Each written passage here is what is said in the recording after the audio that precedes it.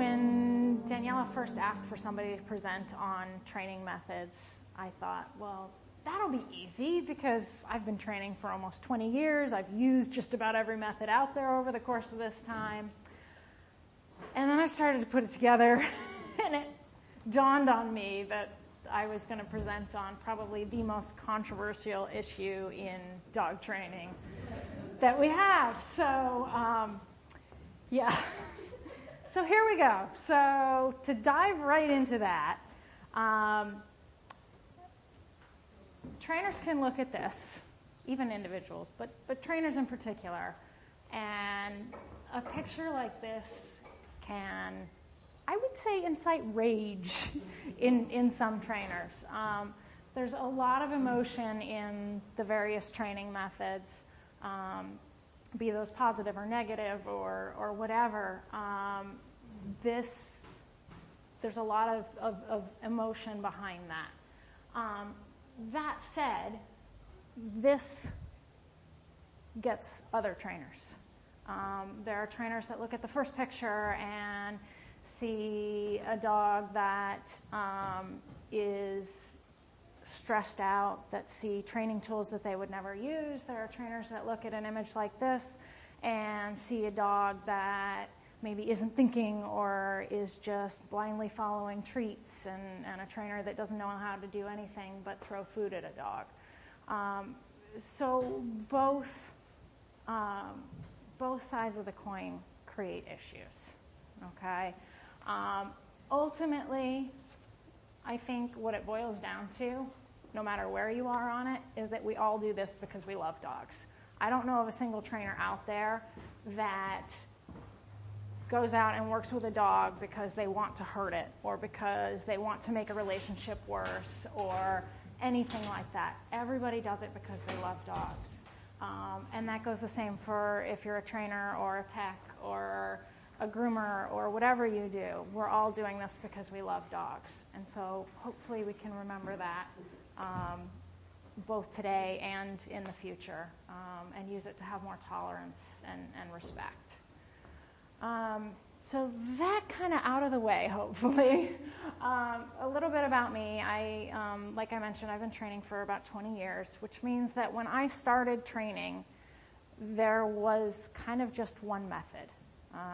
There wasn't any debate. There weren't any options. You just did what you did. I began training working for a very small humane society in Maine, and I just started working with dogs. And there was a woman there that offered classes to benefit the shelter, and so she allowed me to bring shelter dogs through the course for free, and I did that enough time, and I started helping teach the classes, and then eventually she'd go get gas and I'd actually teach the class. So at age 16, I did my first private lesson with a beautiful white German Shepherd and his owner in my parents' backyard. And ever since then, I have continued training. I've also worked in vet clinics, other shelters, retail pet supplies, a whole bunch of stuff, which has been nice for kind of a broad background. Over those 20 years, like I mentioned, when I started, there was one way. If you wanted a dog to sit, you yanked up on its choke collar and you shoved down on its rear end. That's just what you did. And then you probably praised it very nicely afterwards. Across those 20 years, we've learned a lot. I switched eventually over to what would be considered a more balanced method of training, using still some compulsion and corrections and things, but then also using a lot more positive reinforcement. And I wouldn't say I was the fastest convert. I eventually have found my way over to where I'm using really positive methods and more of a science-based approach to training. But it's been a long journey to get there. So before we get into exactly what methods mean what and all of that, I wanted to kind of take a look at what dog training really is. Technically, it's this big old long blah, blah, blah definition, but basically we're changing behavior for a reason.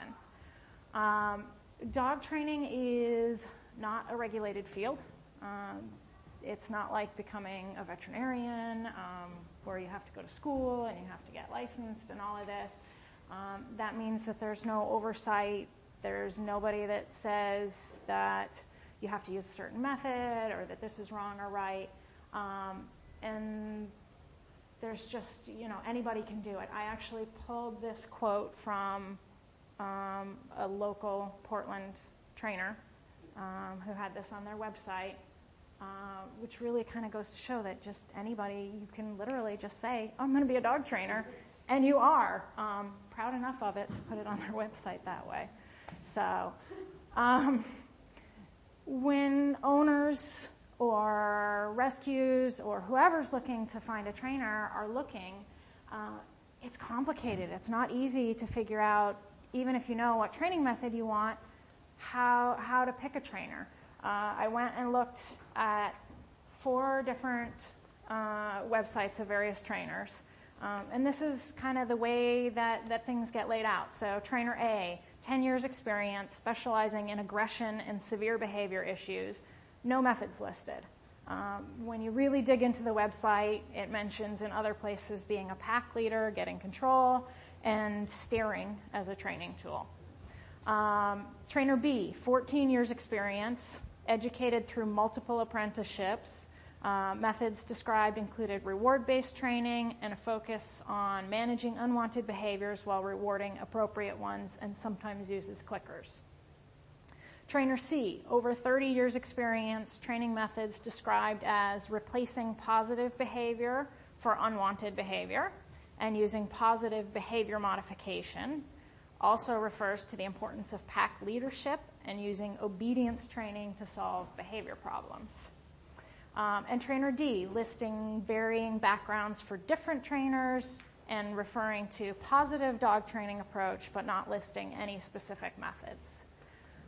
So trying to figure out even what method is used can be kind of like trying to pull a needle out of a haystack. It can be pretty difficult. We're going to get into some of the specifics of that a little bit later. So when we look at what dog training is, kind of the science behind it, we can look at it in 4 quadrants. Okay, this is kind of the base core of it.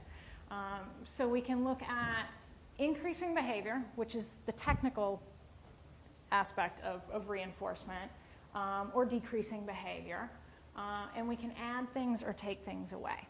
And that's how we can alter behavior. So positive reinforcement, we're going to add something probably good to increase the behavior. Negative reinforcement, we're going to take something away to increase behavior. Positive punishment, we're going to add something to decrease behavior. And negative punishment, we're going to take something away to decrease behavior. So if that's a little confusing, which if you haven't memorized it, it probably is. This isn't how I grew into dog training. So for me, it's still like, oh, what? Even though I use it all the time, I don't talk to clients this way. So we look at a real life example. So we say we have a family that has a young Vizsla that's jumping up on everybody. We can look at increasing behavior or decreasing behavior. So if we wanted to increase behavior, maybe we'd want to look at increasing sitting because dogs can't jump when they're sitting. If we were looking at decreasing behavior on the punishment side, we'd be looking at decreasing the jumping. So giving treats for sitting would be an example of positive reinforcement. Negative reinforcement might be if you were yanking on the dog's leash and you stopped when they sat. Positive punishment could be spraying the dog in the face with a water bottle whenever they jumped up. And negative punishment would be potentially turning away when they jumped up. So you're removing attention, something the dog wants, whenever they jump up to try to decrease that behavior. Sounds like my house out there.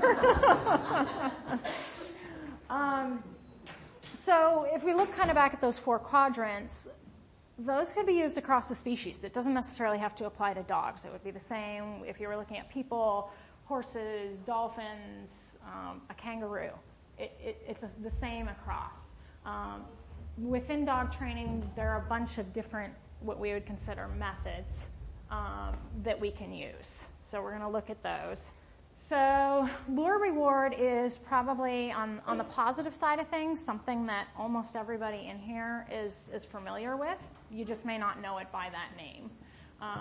So basically what that refers to is you're going to lure the dog into, say, a position like sit, and then reward it for that behavior. It's the easiest way to teach a lot of things, and it's pretty easy for a lot of owners to pick up. Downside to lure reward is that you're using a lure. You have to get rid of that pretty quickly. Otherwise, the dog can rely on that to perform the behavior.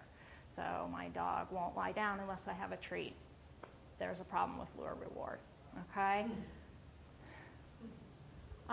Shaping is using just part of the behavior and rewarding that as you get closer and closer to your end goal. For some dogs, this is even less pressure than lure reward.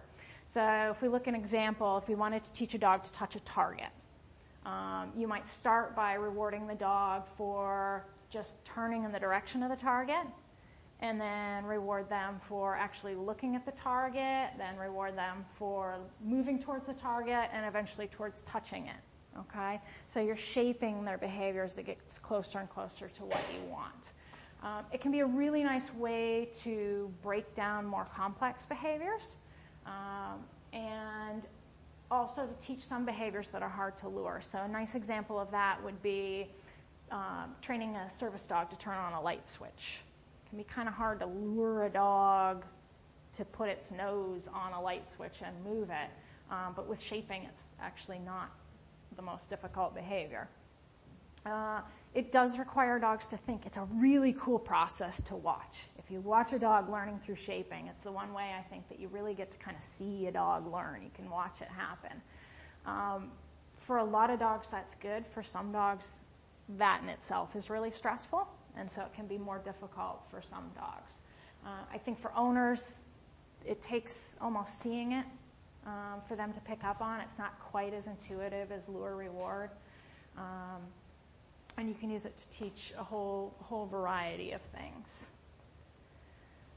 So capturing is another way that we can get behaviors from dogs. I taught my little dog Apple how to shake her head, eventually on cue, but I taught it by capturing. So I carried treats around with me for several days.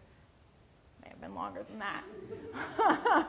And I rewarded her every time she shook her head. And she learned it. We eventually put it on cue, and she learned it so well that I actually became concerned that she had an ear infection. So it can work. It can work really well. For something like sit, it can be pretty easy, right? Dogs look up at us a lot and happen to sit. But it can be really slow. You know, I've had treats in my pocket for a lot of times, just to get that one behavior. But for some things that a dog may not otherwise be inclined to do, it can be really useful. So things like shaking off, yawning, sneezing, some of these weird tricks that you see dogs do in the movies may have been captured. Another way to get behavior from them. So marker training I threw in here because I think it applies as a method, but it's not necessarily the same as the last three that we just talked about. So marker training would be used with lure reward. It would be used with shaping. It would be used with capturing, and some of the other stuff that we're also going to talk about. But I think it's important to talk about because it does get used as a training method. So marker training is kind of the broad category that would include clicker training. You can also use a verbal marker like yes. I'm using it right now with a thumbs up for a deaf dog that I'm training. And marker training is one of those things, particularly with clickers, where I think there's kind of just enough information out there that a lot of people are suspicious of it. Clickers themselves are pretty new, but Pavlov isn't. All right, and the concept is based off the same thing. So dog hears a sound, dog eats food. Dog hears a sound, dog eats food. And eventually dog hears that sound and the dog is drooling even if there's no food present. They've been conditioned to know what that sound means. So we can use it to speed up learning. There's something to be said for being able to be very, very precise, both with your timing and being the same, whether dad's teaching a dog or the son is teaching the dog or the trainer's teaching the dog. It works the same all the way across. Works the same if you're angry or happy or have a cold or anything like that. It can be used, and it is primarily used to teach new behaviors or to reinforce existing ones. So it's not something that needs to be used forever. I know a lot of owners are worried, wow, I don't want to have to carry a clicker with me for the rest of my life. And you don't have to. Clicker training also, or marker training, it doesn't get behavior. So we don't click at a dog to get them to come.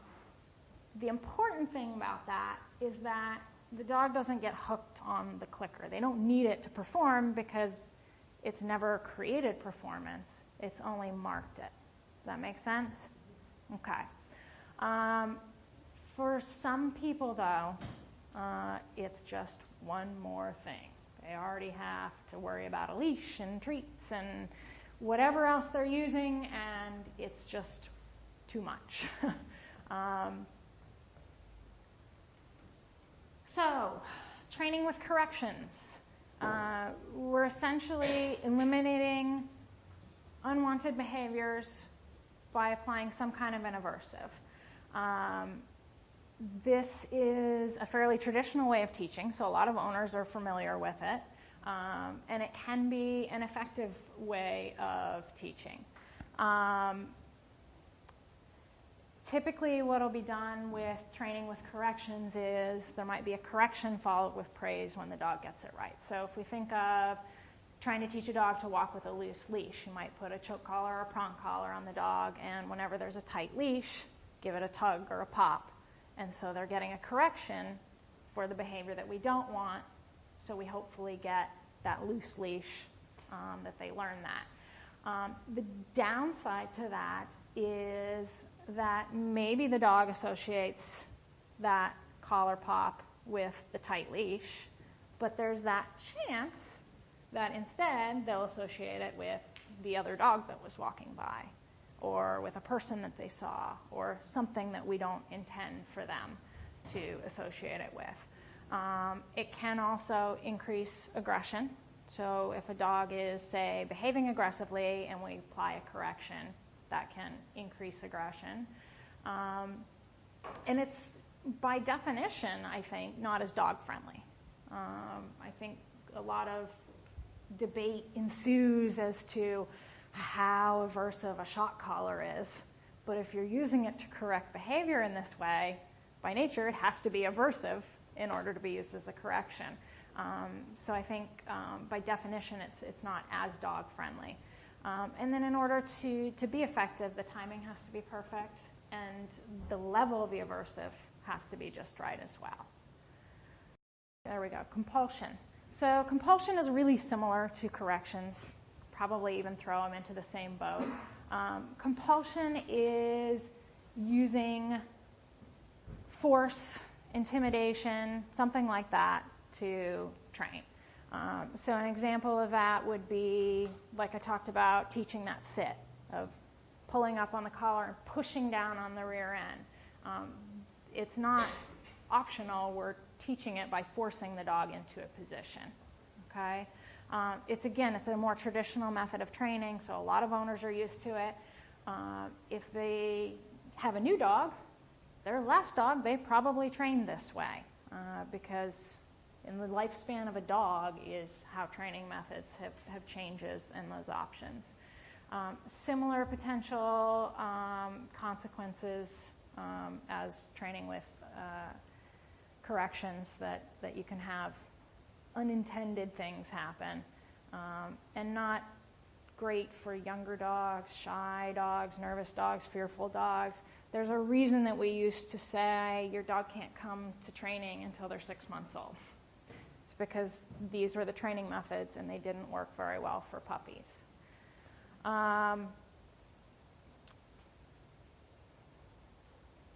So I'll be really brief here because we have a wonderful intensive version of this coming up. but using counter conditioning and desensitization to change behavior is we're basically trying to change a dog's response from one thing to another. Okay, probably from something less desirable to something that's more desirable. Desensitization, the gist of that is that we're going to start really small and work our way up. So to use a human example, if you were terrified of spiders, probably nobody in this room that's afraid of spiders, right? So a therapist might start with showing you a picture of a circle and 8 lines. And if you can get to the point where you go, all right, that's really, I'm over it, it's not bothering me, I'm okay, then you might move on to a cartoony drawing of a spider, and then maybe an actual picture of a spider, then maybe a plush toy of a spider, then maybe a model of a spider, and then a spider in a cage, and then a spider maybe up close. And you can kind of see why you have to go slowly in order for that to work. Counter conditioning is, let's say, every time you see that spider, I hand you a $20 bill. Okay? Wouldn't work with my budget, but let's say. So with counter conditioning, if that happens enough time, you might actually start to look for spiders because your brain starts thinking about money every time you see that spider instead of creepy crawlies. Okay? The nice thing about these two, and we see them paired a lot, is that they can be used together. Okay? So you don't have to start counter conditioning with a spider in your lap. You can use the two together and work your way up. Okay? One of the things I like about this method is that you're addressing the root cause rather than the symptoms. So let's say that there's a dog that barks at other dogs and lunges and snarls and snaps. If you're using counter conditioning and desensitization, you're really kind of looking at, okay, let's address why you're doing this rather than let's fix the barking, let's stop the lunging, because all of those will go away if you do counter conditioning and desensitization right. It's a nice positive way to address behavior problems, and done correctly, it's a safe way to address behavior problems. So, addressing often the same kinds of issues. Flooding is a way to address those issues, but rather than being gradual or pairing something, we're looking at going to the high level of whatever that is and doing kind of more prolonged, intense exposure. So this is fear factor style, okay? So you're still afraid of spiders, and they're going to lock you in a box with 200 tarantulas. That's flooding, okay? It's also what is popularized on TV through dog training. So dog has issues with other dogs, let's throw them in with 50 dogs and make them deal. Dog is afraid of thunder, let's throw him on a treadmill and boom thunder and lightning until eventually he gets over it. It can work, but it's not considered often the most humane option, even with people. And we have an understanding of why it's happening, and we have a say in the matter, which dogs don't. Okay. All the dog trainers in the room, take a deep breath. I honestly put dominance-based training in quotes because I don't think it still entirely falls into a scientific training method the way some of these other things do that I've talked about, but it's used. So we're going to talk about it a little bit. Training that's relying on dominance theory, so trainers that use this, and I mentioned even a couple of them just from the first hits on Google, are going to use more intimidation. Might use things like alpha roll, staring at a dog, various things like that, trying to use that pack mentality to train or change behaviors.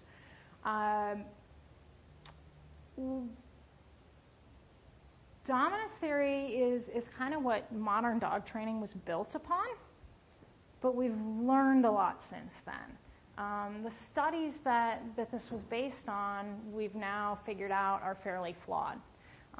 It's not based on the behavior of wild wolves. It was based on the behavior of captive wolves, largely adolescents that were kind of thrown into captivity together. So in my mind, that's kind of like saying, well, those humans, their behavior, yeah, I studied a bunch of inmates in prison. That's what human behavior is all about. And that doesn't really feel fair. I don't feel like I act like people in prison do. But I don't know, maybe I do. Something else that we've learned is that dogs at this point are really not watered down wolves. That's not where they're at in life. When we look at them feral, we look at them in situations like that, they're not forming big packs and running and hunting down small children. They're scavenging, they're living solitary or in small, loose groups. So let's go back to that inmate study and now say we're going to say all of human behavior, yeah, that's based on the way primates behave in a zoo. That's what human behavior is all about. So we start to get kind of a divide on how we can kind of look at that. Dominance theory has some risks if we use it. There can be increased aggression. There can be, I think, probably a lot of confusion on the dog's part. And it can be dangerous. We can get learned helplessness. We can get suppression of behaviors. We can get some issues coming up from that. So, tools used in various training methods. I went ahead and went back to those 4 quadrants and overlaid them there so we can kind of see how they're used. Positive training would tend to focus more on the positive reinforcement and the negative punishment. Okay? Positive reinforcement, you're going to be looking at things like using treats, using toys. Clicker training would generally fall into that category. We're looking at increasing behavior by using these things, by adding these things to them. If we're trying to decrease behavior using more positive training, we might be looking at things like using a head halter, using a front clip harness, baby gates, crates, things like that. More aversive training tools to either decrease behavior or to increase behavior could be prong collars, choke collars, throw chains, spray bottles, shock collars. There are a huge variety of things on both sides of the spectrum. To increase behavior, there are a few things there. We talked earlier briefly about that pressure on the leash. If we want to increase the dog sitting, if we've got pressure on the leash and then we let it go, that could be an example. There's also some shock collar use that is designed to, for instance, teaching a dog to lie down, and this is on the DVD of the Shock Collar Company. I'm not making this up. But to teach the dog to lie down, you hold down the button until it lies down. So that would be taking something away to increase the lying down behavior. Okay? So picking a training method, with all of that, how do you pick what training method is right for the particular issue, for your particular dog, whatever it is? I think the first most important thing is to look at that it's not going to harm the dog, that it's not going to potentially make the issue worse if it doesn't work, so that if that method doesn't work out, that you're not backwards from where you started instead of just where you started. It needs to be acceptable for both the dog and the owner. They both have to be capable and willing to do it. Okay? And it should be based in science. I think that at this point in society. We have enough information that we don't need to base our decisions on, well, it worked for my neighbor's dog, or I've always done it this way. We have more information now. And is it effective? I give that the caveat of effectiveness can vary from dog to dog because dogs learn at different speeds. And they can also have barriers to learning that if you can get through those, the same method may be effective where it wasn't before. And trainers and owners both have varying skills and techniques of implementing. So method may be working, maybe not, and it may also be other issues there with effectiveness. So to find a trainer, we just kind of went through all of the big chunk of that. Is I think the most important part of that is understanding the methods so you know what you're looking for in a trainer. We went through how it's not obvious. It's not, this is what I do, this is what I do. It's kind of a maze of information. In a metro area like Portland, we have the wonderful problem of there are hundreds of trainers. The networking group that I've started, there are almost 100 trainers that are a member of that. And that's just a fraction of the trainers that are here. So in that case, when you're trying to narrow things down a little bit, going for trainers that have some type of a well-recognized certification can kind of narrow that down. There are wonderful trainers out there that have no certifications. But if you're looking at hundreds, sometimes it can be useful to get it down a little bit. The Association of Professional Dog Trainers, used to be PET, now Professional. Their website has a lot of good resources, both in just finding trainers and in figuring out what all those crazy letters mean. And the next thing would be looking for clues. Positive can mean a lot of different things.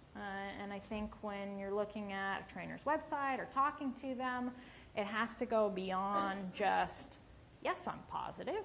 I'm in a good mood. Of course I'm positive. And so you have to look for, what the tools are that are used, how they're describing the training, how they describe relationships with dogs, ask how they'd solve particular things, whatever that can kind of get some clues as to, okay, what does positive mean to you? Ask questions of the trainer. That's kind of in part of looking for clues. And observe. Observe a class if you can. Get whatever information you can. Ask for references or get referrals for people that have used trainers before or have occasion to work with them. And if it doesn't feel right, change. Finding the right dog trainer isn't just about the method that's used, but it's about finding a good match both for the owner or the rescuer and their dog. Different trainers have different experience, they have different training techniques, they have different teaching styles, they have different communication styles, they have more expertise in one area and less in another. And there are a variety of things that affect that. So it's not necessarily just about the methods. In conclusion, I think we're kind of at a wonderful time with dog training, as frustrating as the methods can be and as controversial as they are, where our scientific knowledge of dog behavior is increasing at a rapid rate. We know a heck of a lot more about dogs now than, oh, he's wagging his tail. He must be happy. He might not be, just in case there was any confusion on that. But we know a lot more. It's not just, this is what my neighbor's dog does. We have a lot of actual scientific information now, and I think that's really, really useful. Society in general is also shifting. It's not just that there are now a bunch of positive dog trainers where there didn't used to be, but society on a whole is changing. We don't now insist that children only be seen and not heard, although sometimes. But we don't smack their knuckles with rulers anymore. We don't put dunce caps on them and use humiliation to change behavior. Employees can have discussions with their bosses in ways that we never could before. So society in general is shifting a lot more towards being positive and being cooperative rather than just authoritarian rule. It's not just a dog thing. And dog training cases, they're not all the same. Not all the dogs are the same. They all come with their own unique baggage of genetics and history and experiences. And so we can't have just a one-size-fits-all approach to things. It just won't work. And beyond that, as unfortunate as it is, we're still euthanizing dogs and surrendering dogs in mass numbers, staggering numbers to shelters. And until that's not happening, I don't think we can afford to write anyone or anything off entirely. There's just too much of a problem still out there that we need everything we can get to make it better. So, thank you.